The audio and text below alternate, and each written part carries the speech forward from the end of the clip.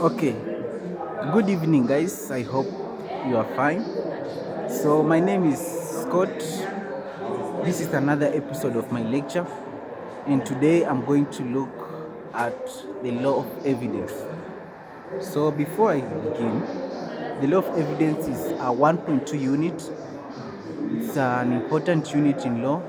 Any law student need to know this law of evidence, know about it, because it tends to direct on how to administer evidence in court. It tries to explain which evidence are admissible in court, which ones are not. You know, it's a very important unit. Any law student or any lawyer must have this law of evidence knowledge on this law of evidence. So we are going to begin. Today we are going just to look at the definitions, classifications of evidence, basic concepts that you need to know, and the functions of this law of evidence. If time allow us, we are going to look further on other things that are also important. We might even tackle the whole unit. So it's just about time. Pray that we have time. Then we shall sort out everything. I mean everything. And it's going to be an enjoyable class.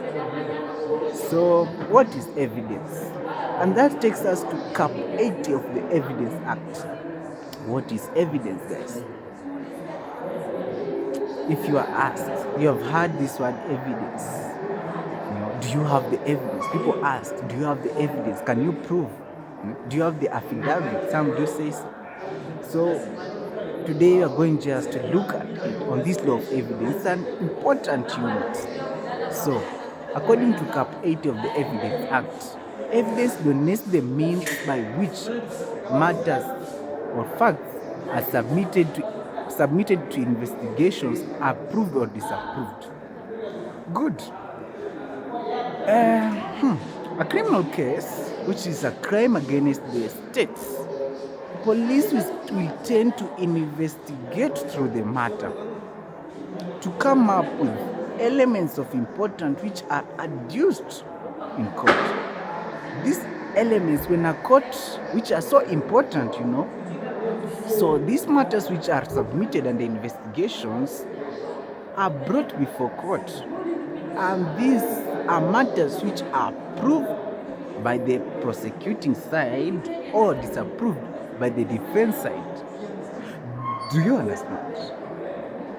Okay. So, the means by which matters or facts submitted to investigations are proved or disapproved. Something that builds up on a testimony. That which tends to prove on the existence of alleged facts. Facts are important things, in law of evidence.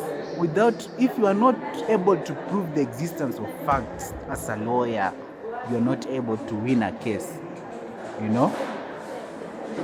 This is something which tends to prove the existence of facts. The evidence will help you to prove the existence of facts. And what are facts? Let's take an example of a criminal case.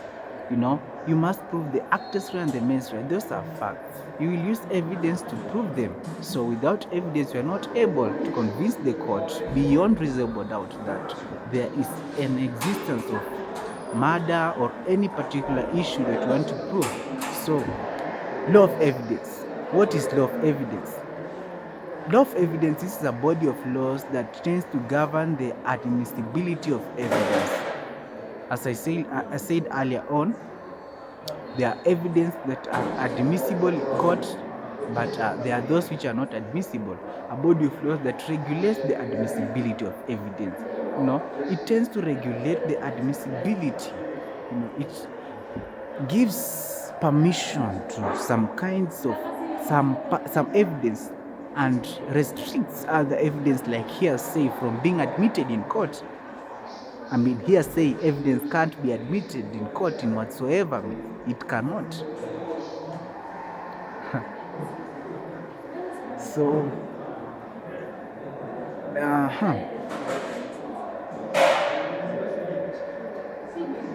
Okay, in the case of Ezekiel Ajwala Otin and another versus Motos, the court defined evidence as obvious to mean anything that makes a clear truth or renders its truth to the mind of a judge. So, anything that makes it sensible, makes it to sound sensible, pleasing in the minds of a judge, that is evidence. So, classification of evidence. Evidence is classified under various categories. It's classified under 5 categories. I think so. Good. Yeah, 5 categories. We have testimony, we have documentary evidence, we have hearsay evidence, we have circumstantial evidence, we have real evidence. So let's begin to testimony. Testimony is the oral narration of facts by the witness. A witness is usually called to court and is examined by cross-examination and re-examination. So the examinations that in chief, which will be conducted by either of the judges,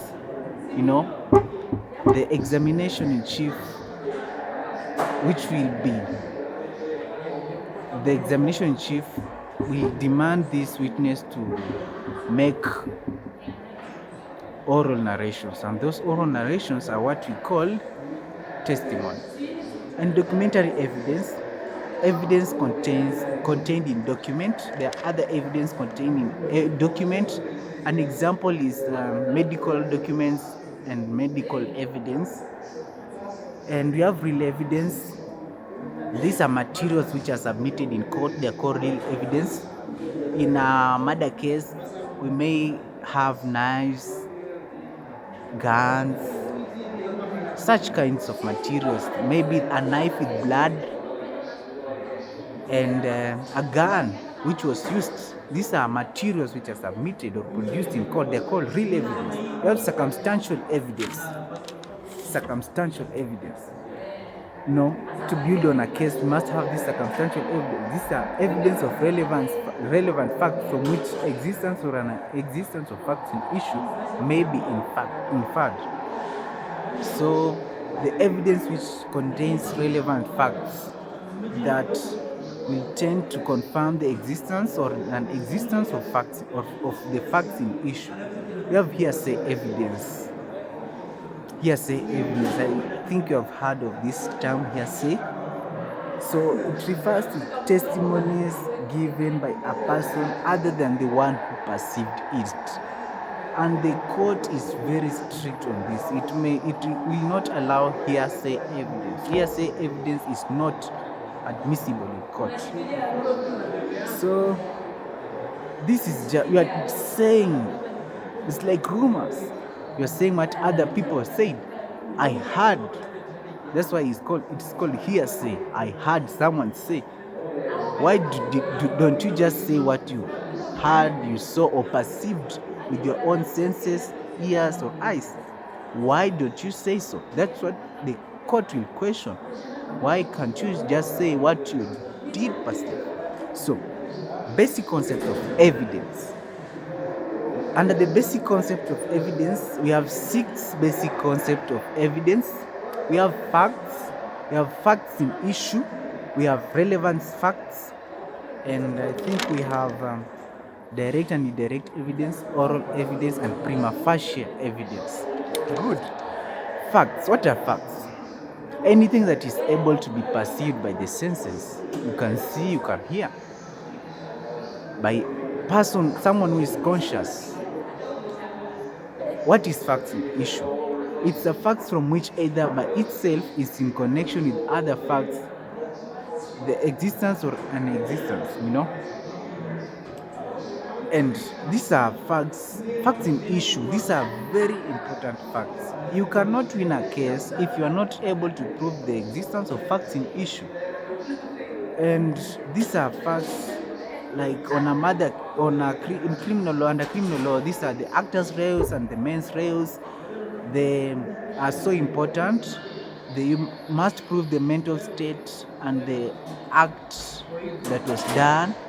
and they are called facts in issue. No case can be won without proving the facts in issue, guys. You cannot win. You cannot, to be honest, you cannot win a case without proving facts in issue. Yeah, you can't.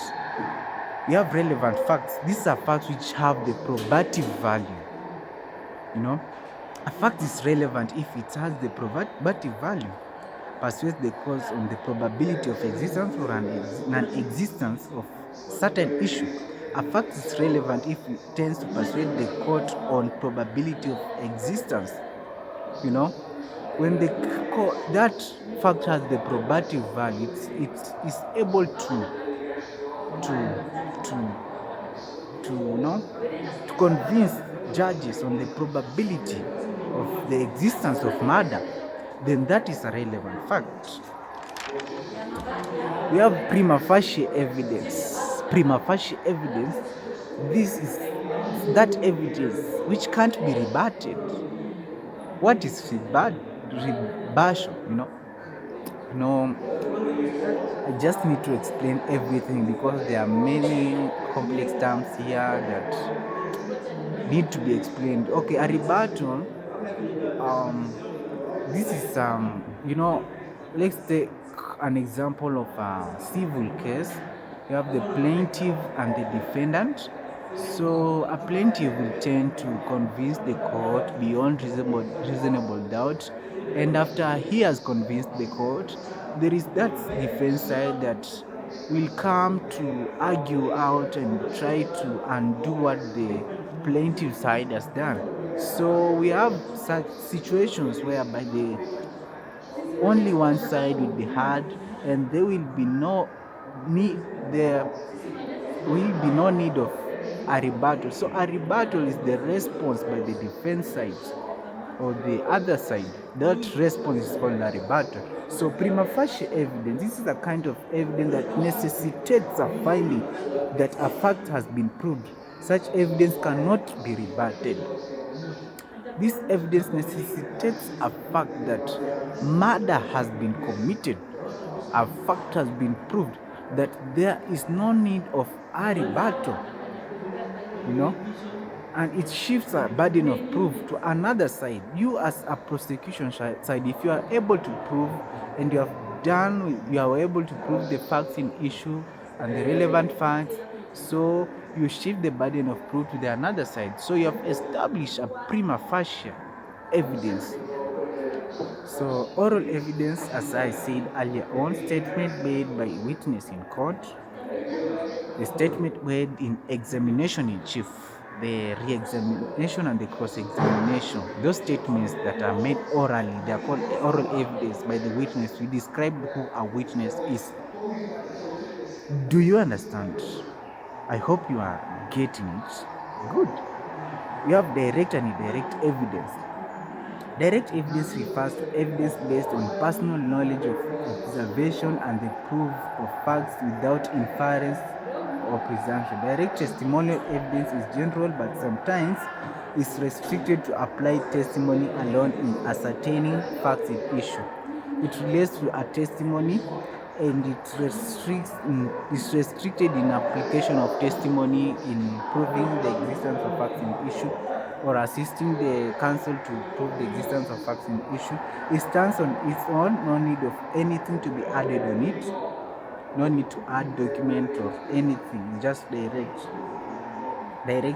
And indirect evidence, Article 63(2) of the Evidence Act, direct evidence refers to anything which with reference to facts which could be seen or heard. As a witness, as I said, you must see or perceive with your own senses. Those which you can see or hear, those which you can perceive with your own senses, they are called direct evidence. And yeah. And indirect evidence is evidence of witness who saw it, or it refers to circumstantial evidence. Doesn't come directly. This is indirect evidence from that person who perceived it. It explains facts in issue and doesn't. Okay, we have intrinsic and extrinsic evidence. That is the seventh class of law of evidence. Intrinsic evidence is that evidence which is brought out during examination of a witness. In criminal case, mostly criminal cases, there is that examination in chief that is conducted by both counsels. So that which is perceived from the witness, what he can testify, the evidence that is perceived from the examination in chief is the intrinsic evidence. While the extrinsic evidence, this is evidence that exists in written form. The written evidence, we have the direct evidence and indirect, but it's kind of indirect. The medical statements, I think the OB, yeah, and the other evidence that do exist in written, those forms, the certificates, mostly those are extrinsic evidence. Intrinsic brought out from examination, extrinsic, that one that is contained in written. We have the primary and secondary evidence. Primary evidence is that kind of evidence that exists in the original form, and secondary evidence is that one which is a copy, like a photocopy from the primary document, and like a certificate in its original state. That is a primary evidence, and secondary evidence, that one which is from the secondary. So section 66 of the Evidence Act defines it to be satisfied copies from original copies, that is secondary evidence. Also include oral accounts of contents or documents. Yeah, secondary evidence in first. Yeah. So yeah, opinion evidence. What is opinion evidence? This is evidence by experts. And opinion evidence, where witness is called to testify his or her own belief concerning facts.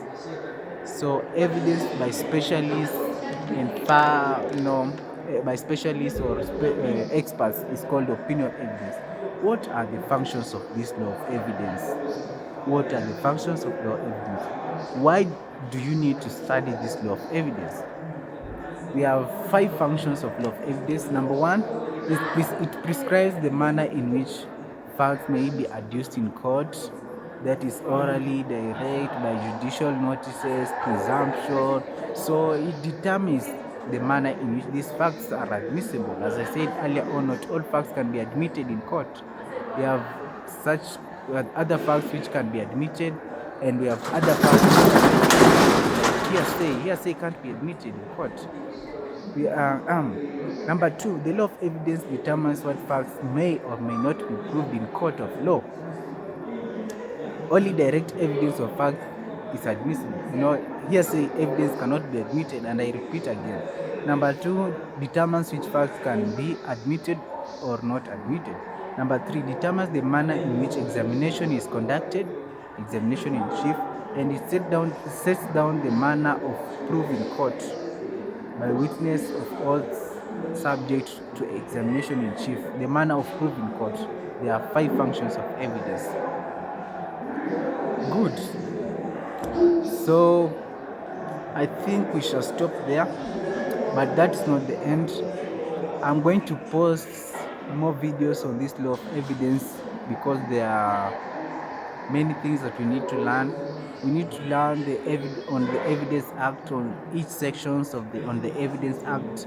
We need to know what each section entails, and there are many things that you need to learn. What you need to do is to keep in touch every time, subscribe, so that anytime I post a video, you're just there ready to watch and to gain the knowledge. So it has been a short lecture, but I think you have gained a lot. Whatever you have gained is not that little. It's so important.